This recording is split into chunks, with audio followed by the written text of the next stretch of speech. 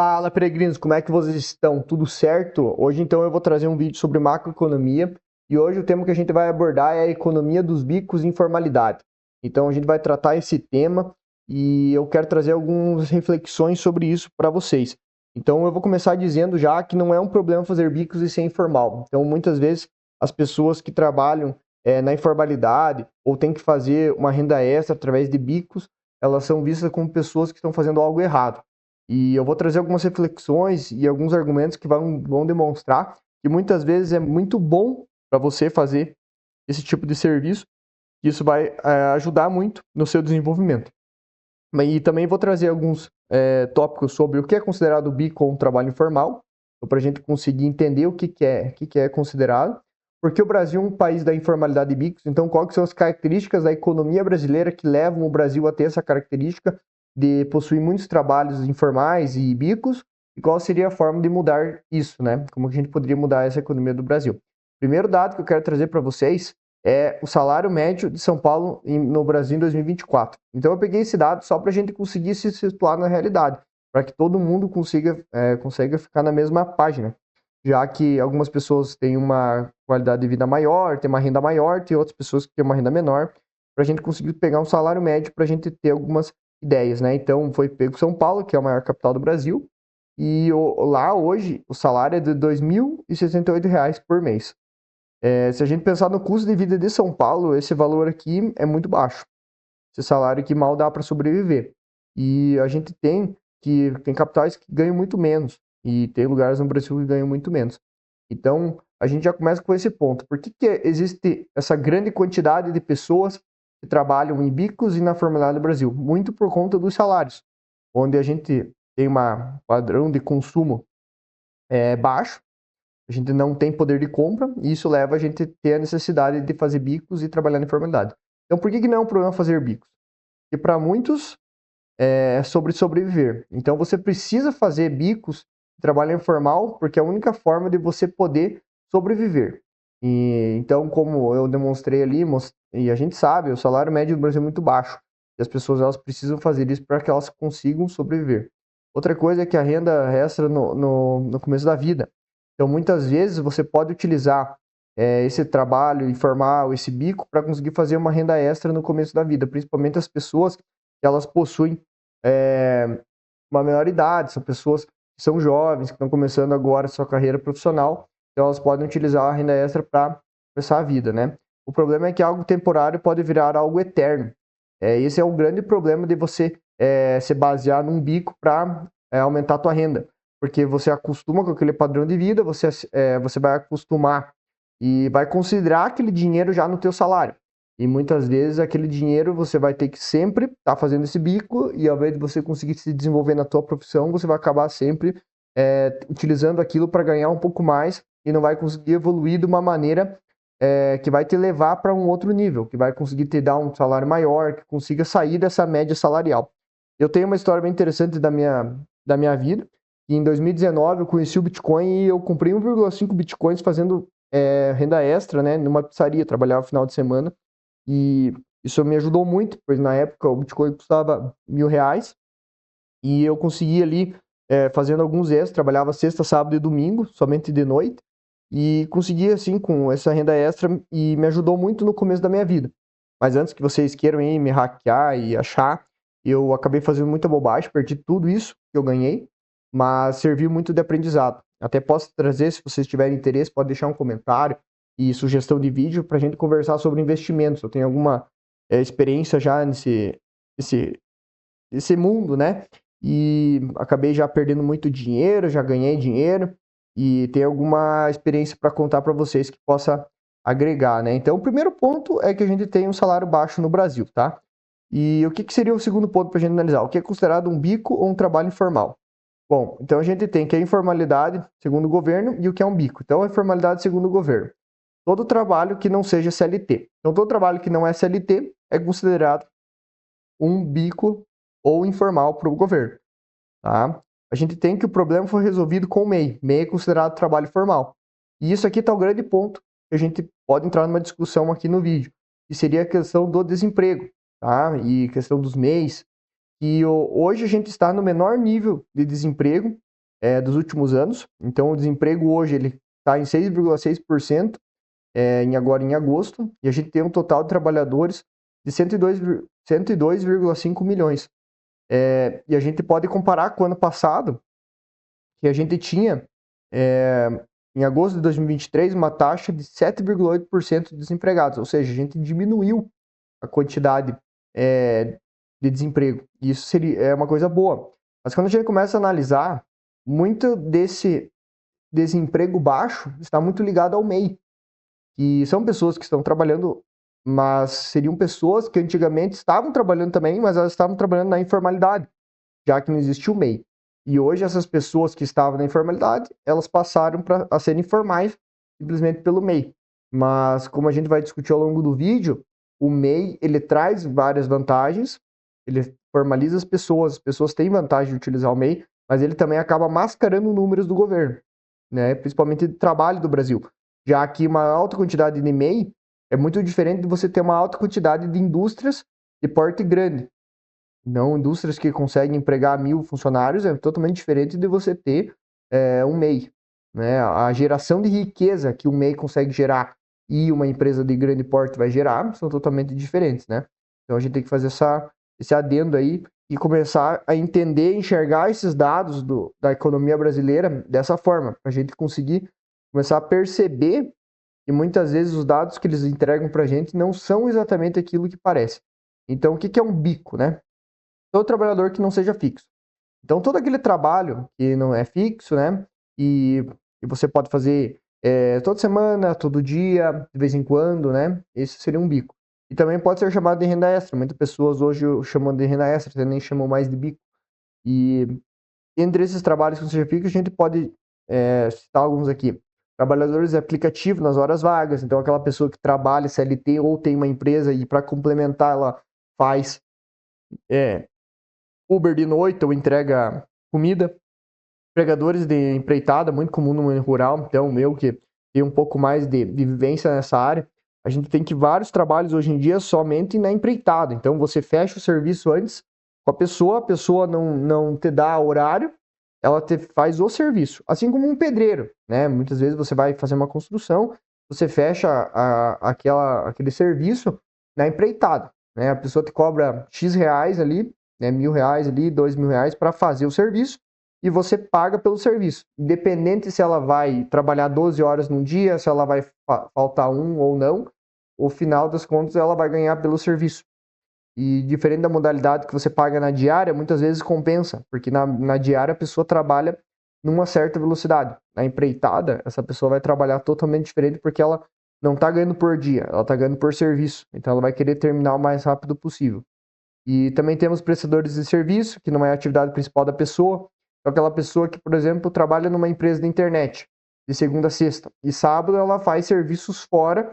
Ela trabalha, por exemplo, arrumando a internet de um meio rural, de uma fazenda que precisa ali, e instalando Starlinks, enfim, esses outros serviços que você pode fazer à parte e que não é a atividade principal da pessoa, mas que ela faz para complementar a renda.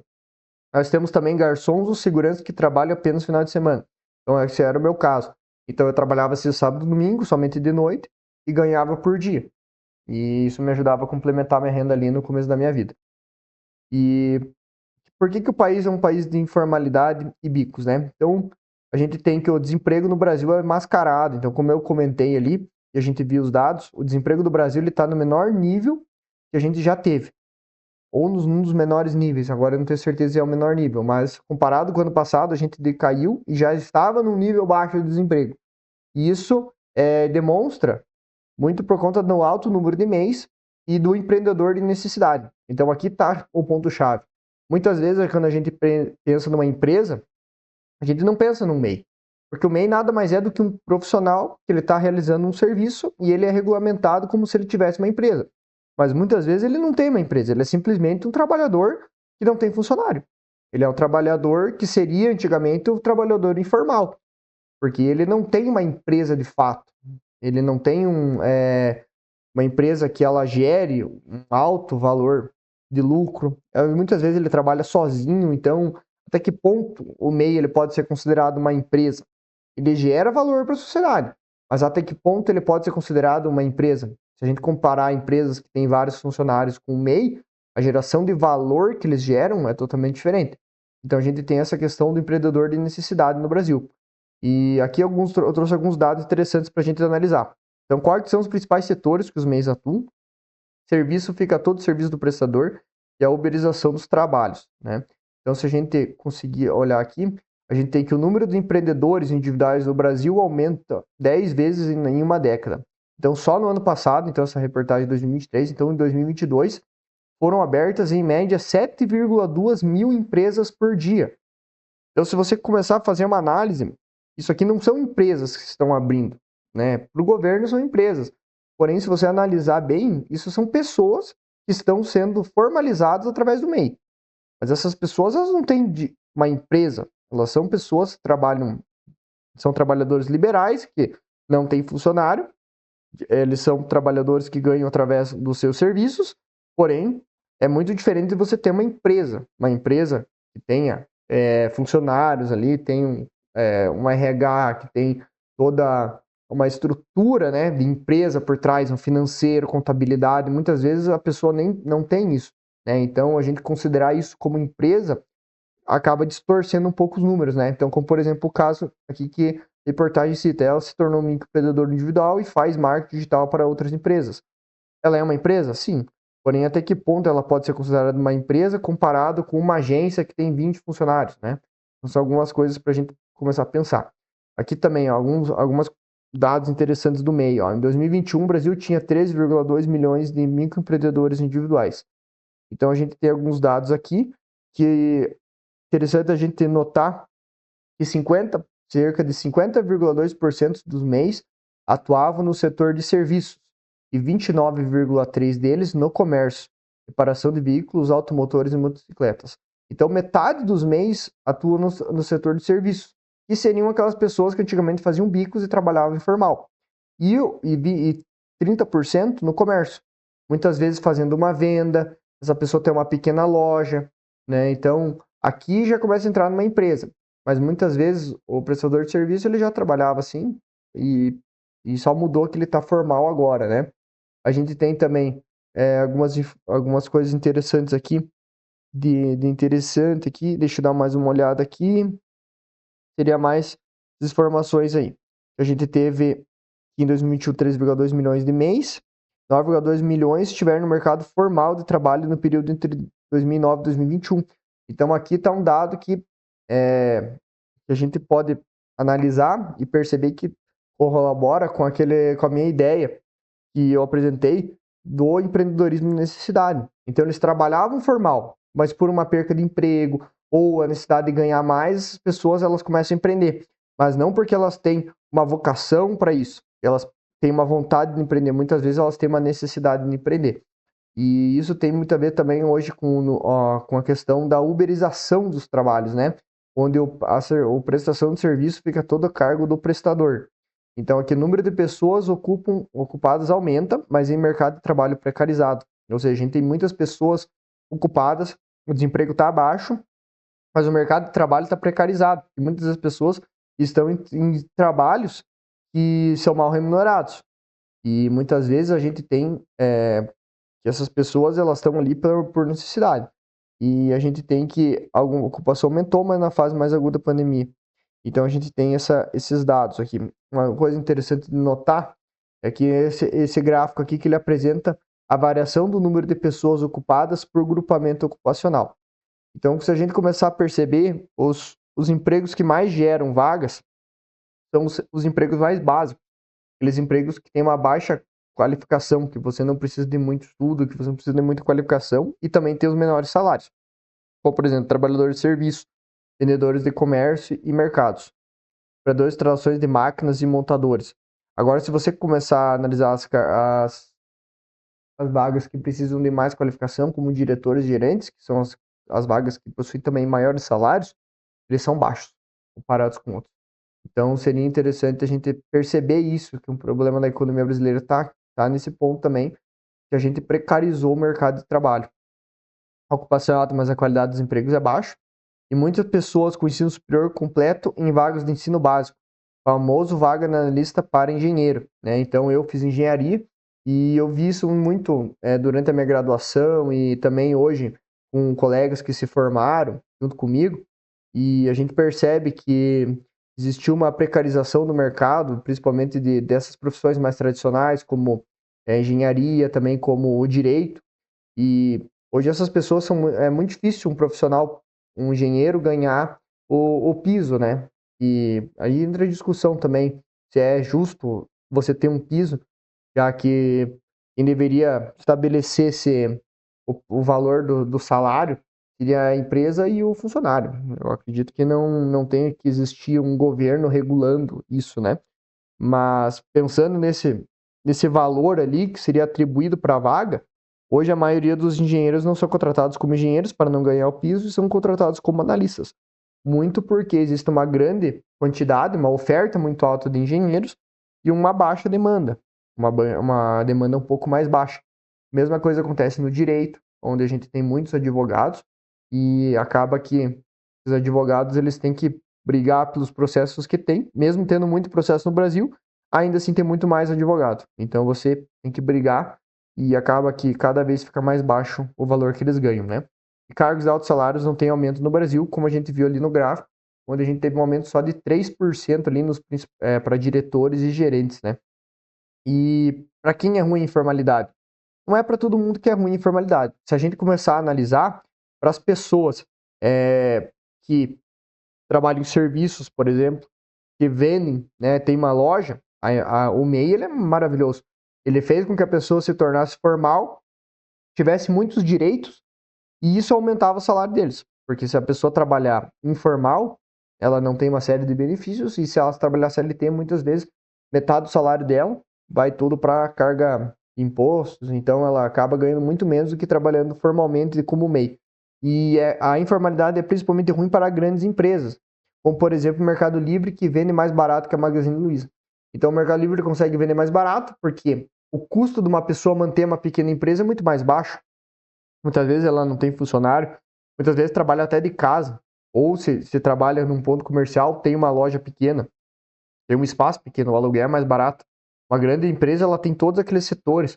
Ela tem financeiro, ela tem contabilidade, ele tem RH, e tudo isso ela vai ter que pagar esses setores e depois botar a margem de lucro em cima. Enquanto a pequena empresa, ela tem essa capacidade de vender mais barato porque ela tem um custo mais barato. Então ela consegue trabalhar melhor os seus preços, né? E para grandes empresas amam a CLT. Porque para essas grandes empresas, tanto faz você ter CLT ou não. Essas empresas, elas têm técnicos de segurança do trabalho, elas têm RH, elas têm uma contabilidade boa, elas têm até capital para possíveis imprevistos ali que der dentro dessa empresa, algum processo trabalhista, elas têm advogados próprios dentro da empresa, contratados, não tem que pegar alguém de fora. E então as grandes empresas, para elas, indiferente se é CLT, até para elas é melhor, porque através da CLT elas têm uma segurança maior. Agora a pequena empresa, muitas vezes ela não tem essa capacidade de todos esses setores. Ela acaba tendo um advogado que ela conhece, mas ela não tem dentro da empresa. Ela não tem RH, que é a pessoa que faz tudo. Ela faz financeiro, faz RH, ela faz as folhas de pagamento, ela faz tudo. Então essa pessoa, ela tem uma capacidade muito menor de lidar com esses imprevistos e com a CLT, que é uma regulamentação muito complicada. É difícil de você conseguir seguir à risca tudo que está ali, porque dependendo do porte da empresa, é complicado você exigir algumas coisas, até tentando gravar alguns vídeos aqui sobre essa questão de diferenças da CLT para uma empresa grande e uma empresa pequena, já que quando você tem uma empresa grande, é muito mais fácil você trabalhar dentro das normas do que quando você tem uma empresa pequena, onde tudo é dependente de uma ou duas pessoas. E porque para você pode ser bom. Então, para a maioria das pessoas, ou para as pessoas que têm esse perfil mais empreendedor, que buscam um trabalho liberal, que gostam dessa modalidade, pode ser muito melhor, porque você tem horários fixos, menos impostos, mais liberdade, e através dessas vantagens, você consegue trabalhar melhor, principalmente que você consegue ter maior produtividade, ganhar mais por hora, e mesmo que você ganhe o mesmo tanto que você ganhava na CLT, você não precisa trabalhar as mesmas horas que você trabalhava na CLT. Você não precisa fazer uma escala 6 por 1, então existem várias vantagens para as pessoas que têm esse perfil. Existem pessoas e não tem o perfil empreendedor ou não tem o perfil de trabalhar nessa modalidade. E daí, para essas pessoas, o melhor mesmo é elas trabalharem dentro da CLT, e não tem problema nenhum as pessoas trabalharem dentro do regime CLT. Mas qual que seria a forma de mudar isso? A maior forma mais fácil para mudar isso seria o regime diferente de trabalho. Então, seria você criar novas modalidades de trabalho. Então, você pegar e deixar a CLT só como uma opção. Então, você pega a CLT, você deixa ela como uma opção e você deixa outras opções. Então, você deixa uma opção de horários flexíveis, você deixa uma opção onde tudo é livre, o contrato regula tudo, onde a empresa e o funcionário, eles assinam ali quantas horas, eles assinam ali quanto vai ser o salário vai ser pago por hora, e tá tudo certo. Você vai trabalhar 2 dias na semana, você vai trabalhar 3, então tudo isso vai ser a cargo da empresa. Então, você pode dar liberdade de todos os aspectos. Quantidade de horas, quantidade de dias, quantidade de funções que essa empresa vai e esse contrato vai fazer. Contrato de funcionário e empresa que regula como vai ser. Essa seria a solução mais básica. Para a gente mudar mesmo esse cenário, onde a gente não tem essa informalidade e os bicos, a gente teria que trabalhar muito mais baseado, então, em crescer o número de empresas. Como eu já demonstrei em alguns vídeos ali, a gente está passando um processo de desindustrialização faz mais de 20 anos. E então, é muito difícil você reverter isso. É possível, mas demora. Existe um processo que demora muito tempo. E no Brasil, como tudo é feito para durar 4 anos, que é o tempo de uma nova eleição, então a gente tem que... As coisas não vão para frente. Elas não vão mudar. Mas o ideal seria você trazer nas empresas. Principalmente porque quando a gente começa a analisar, a gente tem que essas atividades que exigem menor preparo são as que mais geram vagas de emprego de 2022, como eu comentei aqui, né, o mesmo gráfico. E o Brasil perdeu mais de 400 mil empresas no primeiro semestre de 2023. Medir que acontece os números. O que acontece aqui? Mesmo que exista uma contestação, não é bem assim, acontece que o Brasil ele tem perdido empresas de maior porte. Então, essas empresas grandes, como grandes montadores de carro mesmo, a Ford saiu do Brasil, e outras grandes empresas têm tirado suas operações do Brasil e tem se aumentado o número de MEIs. Então, parece que a gente tem a mesma quantidade de empresas, porém, a gente tem que essas empresas, elas estão, na verdade, diminuindo de porte. Então, isso é um problema no Brasil, porque a gente tem um saldo negativo entre empresas abertas e fechadas, excluindo da conta microempreendedores individuais. Então, a gente tem esse problema e que a gente vai ter que resolver. E, a princípio, seria essa a ideia, essa análise geopolítica. Se vocês gostam de vídeos mais ligados à economia, geopolítica brasileira, análise de economia, deixe um comentário, deixe uma sugestão de vídeo, o que você gostaria, alguma uma informação adicional que você queira colocar, alguma informação que você queira debater, coloca nos comentários, vamos começar uma discussão. Não deixe de curtir, deixar o like e compartilhar o vídeo aí para quem você acha que gostaria de ver esse conteúdo.